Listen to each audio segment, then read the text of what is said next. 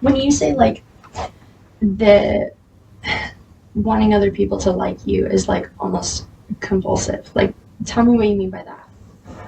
Like it's like at the forefront of my mind, basically, like all the time. Like I have a hard time putting myself in a position where I'm not stressed out about it. Like Okay. and it affects me in certain, like in all parts of my day. Like if I wanted to go to the mall, like I'm immediately, like the thought of the mall makes me anxious because I have a lot of crowd anxiety. And it basically revolves around this idea that like people are watching me and looking at me. Yeah. And they're Okay. constantly like judging me. Like the stress doesn't come from the situation itself, but the presence of people and what judgments they might have about you. And I know why. I know exactly why. I've talked to people about it, and they're like, that's my stuff. My mom used to like take me to the mall. We'd like hang out, and we'd sit, and we'd like make fun of people. Like we'd make fun of people together. Okay. So you had this like direct witness to someone judging others. Oh, constantly. Yeah. Yeah. And like both my parents were like that, so like I'm used to, I just am this idea in my head that people are super judgy. And I'm not judgy. I'm like, I love seeing, unique stuff, and even if I see something I don't agree with, I'm just like, I'll try to come up with a reason for them to do that. Like, I have a hard time being judgmental completely. But like, and at the same time, you grew up with two people that were judgmental. So I think everybody's judgmental. Yeah, okay. Yeah. Did that, like their judgmentalness, was it ever directed towards you? Oh, 100%. Yeah. Okay. Yeah. Oh, in what ways? Like my mom would constantly call me fat and stuff. Yeah. And like chubby, and like I should be and all that. Okay. Yeah.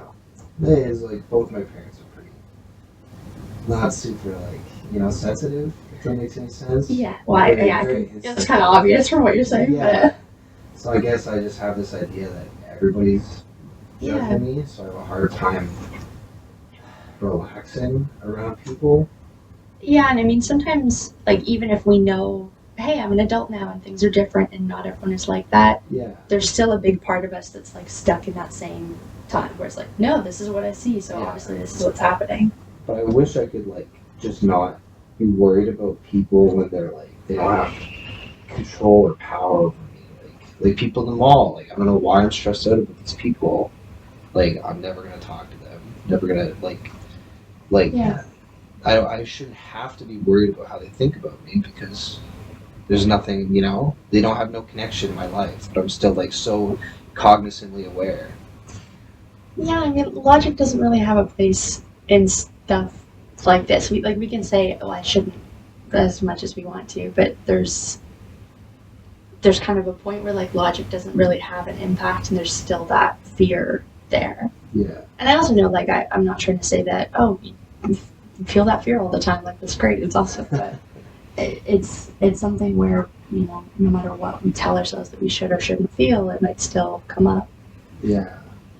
I don't know. And then I was just like, is it because I want like somebody else to like tell me that I'm likable that like I want to, if everybody like likes me and looks at me and they're like, oh, that's a cool person, then like I can be a cool person because like because otherwise I just don't understand why I have such a big deal with it. Well, okay, for a moment, logic aside. Yeah. If you did go out somewhere and you were judged by others, what impact would that have on you? Make me embarrassed, I guess. Yeah, like that's it. It's just my own personal feelings towards it. Yeah. Like it doesn't do anything to me. Yeah, well, I mean, there's that emotional impact, right? Embarrassment is a hard one to sit with. Yeah. What, like when you feel embarrassed, this is going to be a weird kind of double-ended question, but like how do you feel towards the embarrassment when that shows up? Because it sounds like there's a lot of things trying to protect you from embarrassment. Yeah, like that's weird because like I get a lot of like, I'm trying to think of times where I've been embarrassed in public. There's not many because I'm so like hyper vigilant about like you're making sure that you don't have to feel embarrassed. Yeah, like when I'm embarrassed from friends, like it's easier to laugh it off because like I put myself in those shoes of like laughing at a friend. And, and you're close with them, and it comes from love. Yeah, of course. They're loving, like bros making fun of each other. Yeah. Like, I'm trying to think of, like, oh god, like, when I spill shit on my shirt, like, if I'm out at the bar, like, with my friends, and I get, like, a big, like, a chicken wing stain on my shirt, I feel like a slob, and I just feel like everybody's judging me. Okay. And that's so weird, because, like, I don't think I've ever even recognized somebody else going out downtown. Like, I'm not looking at other people, let alone, like, gauging for stains on shirts. But there's something, like, tell me if I have this right, there's something that happens where if, despite all these protective measures that you put up, if something happens that makes you feel embarrassed, there's then this, like, big deduction of, well, here's what people are going to immediately think. Like, Yeah. I'm going to be slapped with this label of slob or whatever. Yeah, but this, like, I guess nothing comes of it. Okay. Like, nothing happens, realistically. When you were embarrassed as a kid, what happened? Cry. Cry, be sad, go to my room, go play RuneScape. I don't know, like, hide. Okay. Yeah. Kind of want to hide as an adult when I get to. Yeah. I can almost, like, weirdly feel it, like there's, like, this kind of shrinking in. Yeah, the shrinking. Yeah. Yeah, like, you don't want to exist. It's like, you're gone, you're good. So I'm not sure. When, I mentioned that, like, sometimes there are those parts of us that kind of get stuck at different times in our life. And what I often see when, like, people talk about anxiety in particular is that there's this, whatever other part of us that's come up to be like, I never want to feel that way again. Yeah. I never want to feel so embarrassed that I cry again, or that I have to go to my room or hide or whatever. Yeah. So if I can do anything else to make sure that I never have to feel that way, I'm going to do it. Yeah. I've been there. Hard. Like. Yeah. Oh, God. It's like that, like, in grade 6, I became friends with a kid who bullied me for, like, 2 years. And, like, I remember, like, feeling bad about, like, hanging out with my bullies and bullying other people, but just being like, oh, it's not. Yeah. Yeah. Yeah. And then, like, in high school, like, being a dick, because it's just, like, it's easier to be a dick and have a reason for people to dislike you instead of them disliking you and you be like, wait, but I tried my hardest to be nice and likable. Yeah. Yeah, because I definitely, I was a bit of a prick in high school. Okay. Yeah. What I wonder, because, like, again, I know that it's easy to just get frustrated at the anxiety or the stress that shows up and be like, why? I shouldn't feel that way. Yeah. If we can adopt that idea that anxious, hypervigilant part of you is trying really, really hard to protect you from feeling embarrassed. Yeah. Does that shift how you feel towards the anxiety at all? Like, what do you mean? You know, a lot of people come in and be like, I hate that I'm so anxious. Like, I fucking hate it. I want it gone. Yeah. And again, I completely get it. It makes perfect sense. And if we can understand that anxiety is trying to help us, no matter how annoyingly and unproductively it is, I just wonder if it shifts your perspective towards it at all. And it's okay if not. No, you bring up a good point. Like, anxiety kind of makes me do everything. I'm a very anxious person. Like, I kind of like I go to work in the morning, so like get anxious thinking about how my boss would feel if I called in at like 6 in the morning, or like I get anxious thinking about like, oh, I should go to the gym. It's like, otherwise I'm gonna not be fit, and then people are gonna judge me. But like it has only led me to positive things. Anxiety. Yeah. There's not many like. Yeah, I've never been pushed to do something that was like negative due to anxiety. Mm-hmm. Yeah, I guess it's just like trying to find like a way where I should like when I'm anxious about going to the mall, like there's nothing I can do. Like there's the anxiety isn't like it feels like a needless anxiety. Yeah. Well, So here's, I want to, I guess, be mindful of where we're at, because I don't want to bring us too deep into something and then not really have time to bring us out of it. But from that perspective of thinking that this anxiety might be protecting you from that embarrassment, if I wish I had like a cartoon person. If this is like your anxiety that's showing up and it's working hard, like it's showing up all day from when you wake up to when you go to sleep, and it's doing a bunch of different functions. It's trying to help you achieve your goals and all these things, but one of its big ones is that it's trying to protect you from this embarrassment here. Oh, thank you. If this anxious part of you thinks that this embarrassment is gonna like destroy you and then make you cry and make you extremely sad and all the pain and stuff that you felt enough as you were a kid, then it's not gonna let up. Yeah. If it thinks that this is gonna like destroy your world. So what I wonder is that part of you that's probably quite young that feels all that embarrassment and all that shame and sadness and loneliness and whatever else. Yeah. How can you connect with that part of you? I have no idea. Like, you know, when people talk about inner child work, is that I've heard of it. What do you know of it? Not much.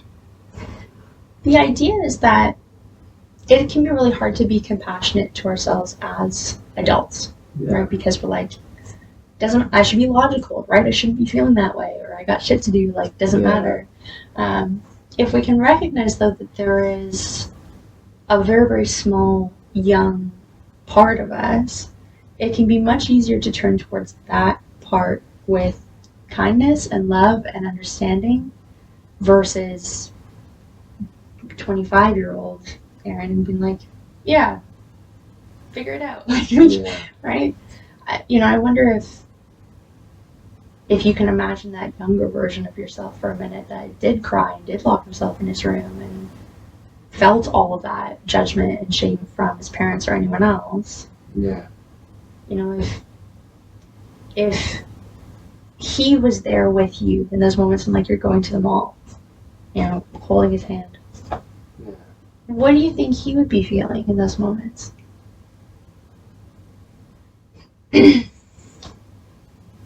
Probably feel a lot better having me hold his hand. Yeah.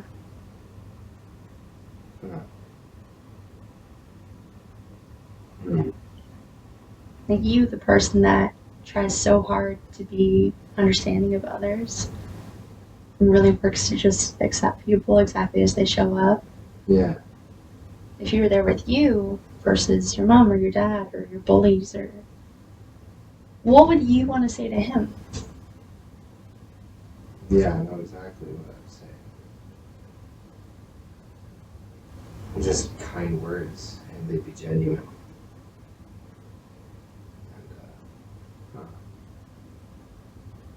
Yeah, I used to really relish in the idea that I'd like, if 12-year-old me could like meet like 25-year-old me, Yeah. I'd be so hyped. Yeah. I love that. It's just like, oh God. Yeah, it was like a really scared, sad. I didn't like to be young. I'm really happy as an adult. Yeah.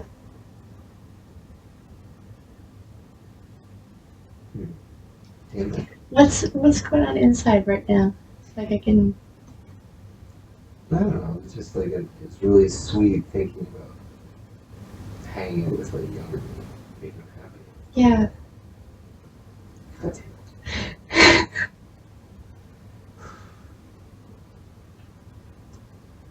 Sorry. No, this is like there. I ask because there's like so much tenderness that I can feel right now.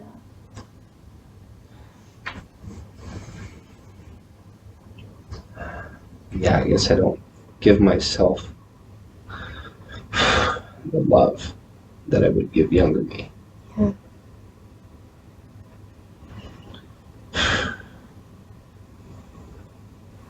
Sorry, I didn't expect to cry. Why are you apologizing? Because I'm crying. Yeah, I kind of got that feeling. when, as soon as you said, like, he would go into his room and cry, then it was like, oh, that hasn't happened for a while. No. Yeah. Yeah, it's really hard to let myself feel sad things, or like if I do feel sad, it's like in a really like hateful place. Yeah. Like more of an unsafe place where you're like drowning in the sadness. Yeah. Yeah, and I really have like I'm really happy to share stuff with people, but like I won't share how I'm feeling about it. It'll always be like, oh, this is the thing This is that what I'm dealing happened. with. Yeah, it's never like in this. I feel like I'll tell them I feel sad, but like I'll show it. Like I don't acknowledge the feelings. I just acknowledge like the concept of the feelings. Yeah.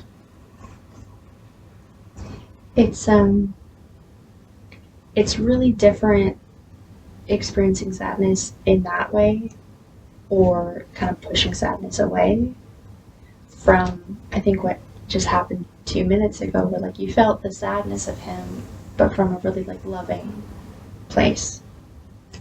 Yeah. Yeah, that was weird. I can sense, and it's okay that it has, but I can sense that like whatever feelings did come up probably feel a bit further away now than they did, 2.5 minutes ago. Yeah. What did it feel like to kind of come into contact with that for a little bit? Very warm. Yeah.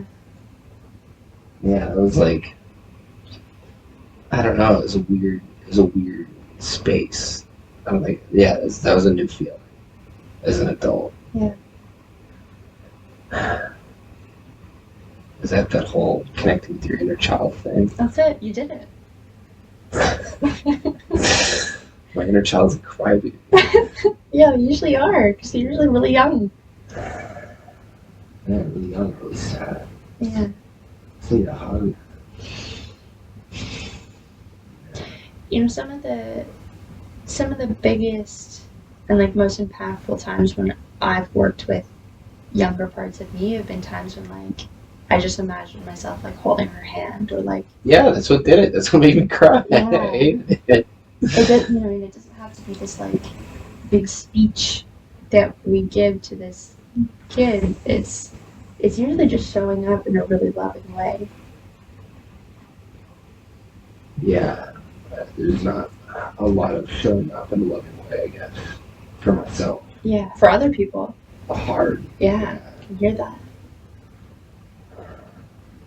Yeah, I guess it's hard to just like it's so easy to like show love to other people, but it like doesn't feel like normal or like possible, I guess, to do it for myself. Yeah. Like I can like, oh, I'll like I can do myself like treats, like I'll buy myself a little thing, or I'll like let myself like hang out, but like I don't actually like give real love. It's more like, Yeah.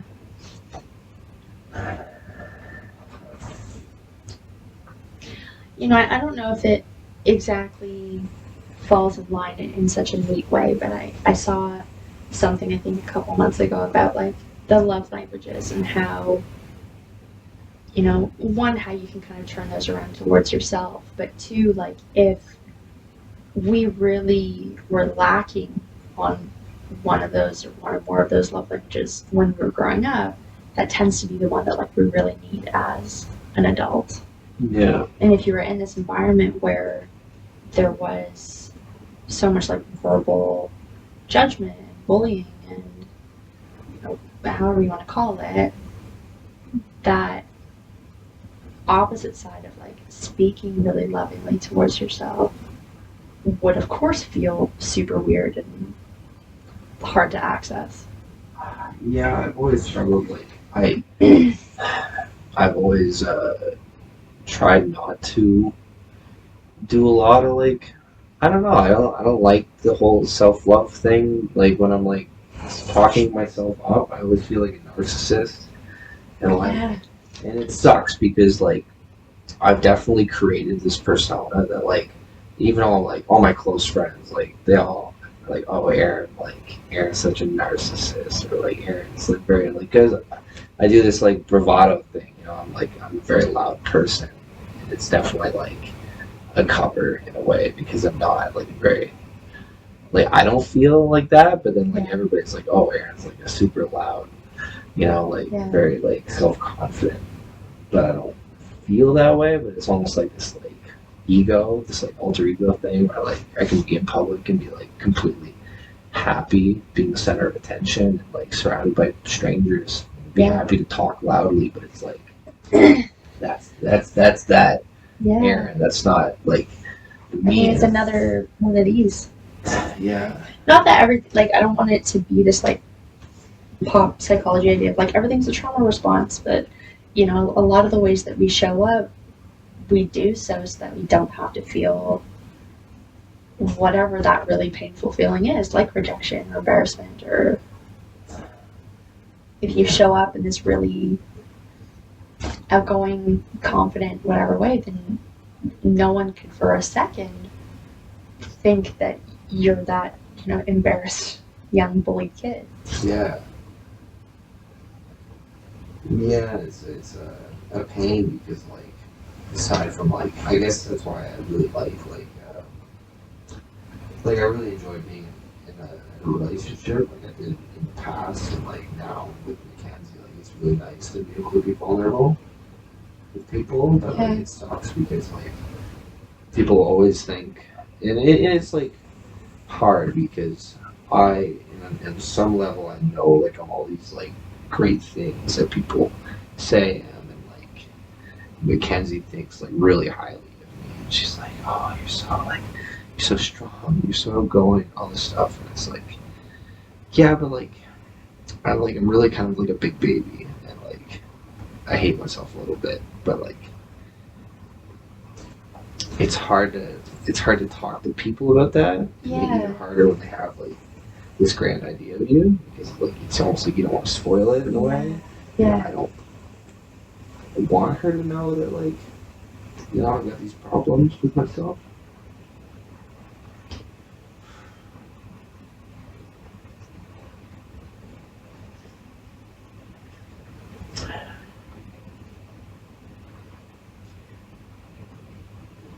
I wanted to maybe leave us on one note, and I can hear that this is kind of coming from a part of me that like really feels this and really wants to almost like save you out of that idea of like there being something wrong with you.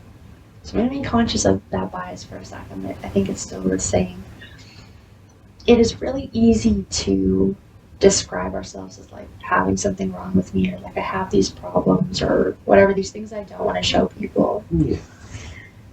And if we can think of it from that perspective of that kid or probably multiple different young kids that had big feelings like every single kid does, describing them as problems isn't really accurate. And I kind of wonder if you were to be more vulnerable and show more of those pieces of yourself, how might you describe them to other people in a way that actually honors what they actually are? Yeah, they're not exactly like big problems. No. Well, they're kids that are hurt, or sad, or lonely, like every kid is. Yeah. Yeah, I guess I have a really hard time admitting that I'm vulnerable.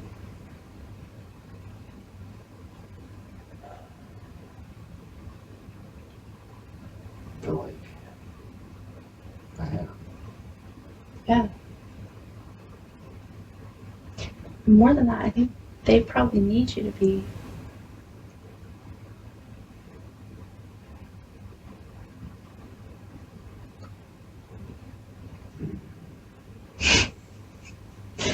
Just before I end this, like knowing I think what you've just said that yeah, I don't really let myself connect with the feelings of all this too much, and I don't really like showing. Acknowledge them. Yeah. How are you feeling right now? Thoughtful, maybe a bit hopeful, a little embarrassed, but like not upset about being embarrassed. Yeah, having more of a warmer idea towards acknowledging my weaknesses, and maybe I'll go talk to Mackenzie tonight about why I hate social situations so much. Yeah. What of today, knowing that our time is really short, what stands out to you the most? The inner child thing. Yeah, that idea of holding my own little anxious hand. Yeah. Yeah, I really like that a lot. Because it can be hard to admit that, like, even though you're an adult, like, you're still a baby, and you literally have the exact same fears and worries that you had when you were, like, 8 years old. Yeah. Yeah.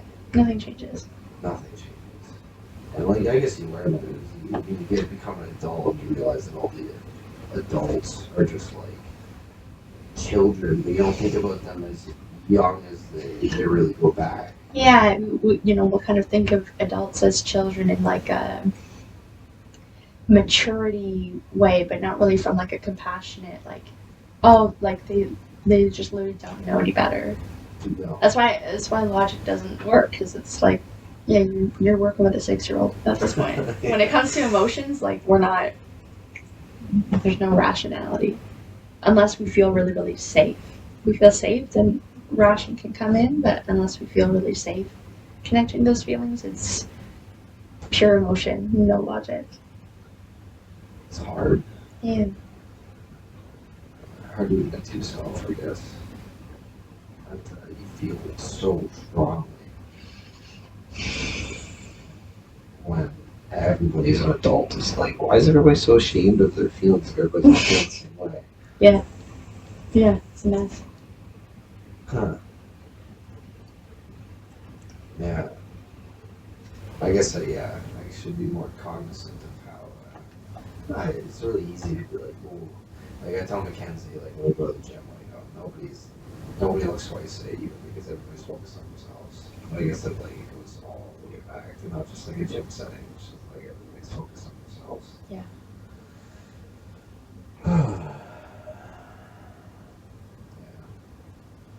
I guess like do some kind of child work, I guess. A really good resource for it is well, yeah, I mean it can kind of get into like a bigger, deeper, more complex web of things, but like internal family systems is a really great type of therapy to pursue for this, because it is all focused on understanding those different parts, working with those protected parts to kind of ease up a little bit, and then working with those younger ones to help them leave whatever place they're stuck in. Yeah, because I would like to be less of an anxious person. Yeah, and I mean, this is like less of me as a therapist and more of me as a friend, but when people describe themselves as like an anxious person, to me that just means that whatever anxious parts of them that show up, like they take up a lot of space. Yeah. They take up most of your body, and I wouldn't say that you are an anxious person, but because that part takes up so much space. Yeah, when it's there, it feels like the whole world. Yeah. And there is a way to work with those parts that they take up less space. Yeah. Yeah, it's gotta be the way to make it. Because it's just dumb. Like I go I'm less anxious to like go climb a dead tree. Yeah. Than I am to like. Well, there's probably more pain in rejection than in physical hurt. Yeah.